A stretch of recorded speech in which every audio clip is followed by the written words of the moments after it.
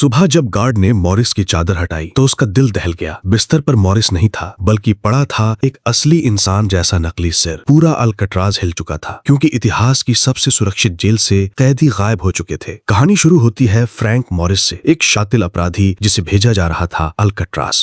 यह अमेरिका की सबसे सुरक्षित जेल थी, जो समुद्र के बीच एक टापू पर बनी थी। यहाँ से आज तक कोई भी भाग नहीं पाया था। जेल पहुंचते ही मॉरिस समझ जाता है कि यहाँ से निकलना आसान नहीं होगा। दीवारें सीमेंट और लोहे से बनी थीं, चारों तरफ स्नाइपर तैनात थे और ऊपर से ठंडा समुद्र जिसमें तैरना मौत को दावत देने जैसा था। धीरे धीरे मॉरिस की मुलाकात कैदियों से होती है। इंग्लिश, जो 99 साल की सजा काट रहा था, डॉक, जिसे पेंटिंग का शौक था, और चार्ली बट्स। मॉरिस सबको ध्यान से देखता है और समझ जाता है कि साथ मिलकर ही यहाँ से भागना मुमकिन है। वार्डन्स उसे साफ चेतावनी देते हैं कि यहाँ से कोई कभी नहीं भाग सकता, लेकिन मॉरिस तो इसी के लिए मशहूर था। जेल में काम करते करते मॉरिस को एक आइडिया आता है।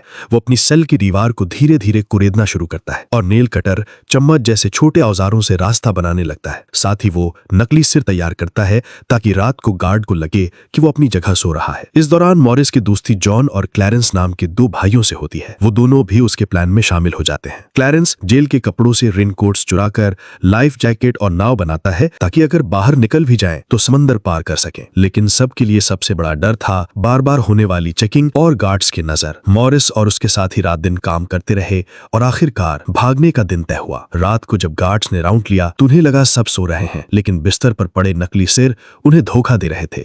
मॉरिस और दोनों भाई अपनी सेल से निकलकर पाइपलाइन से छत तक पहुंचे, फिर सर्च लाइट से बचते हुए समंदर के किनारे पहुंच गए।